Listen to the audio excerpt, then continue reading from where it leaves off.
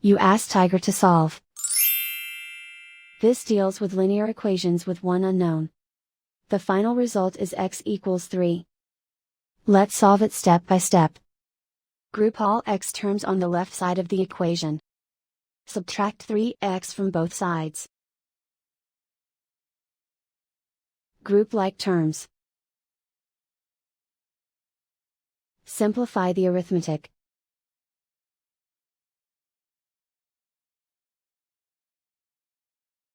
Group all constants on the right side of the equation. Subtract 6 from both sides. Simplify the arithmetic.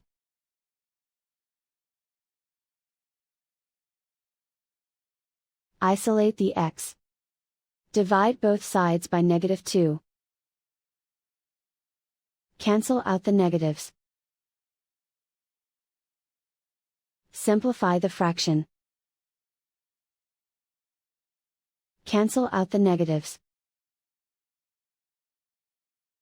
Find the greatest common factor of the numerator and denominator. Factor out and cancel the greatest common factor. And so the final result is x equals 3.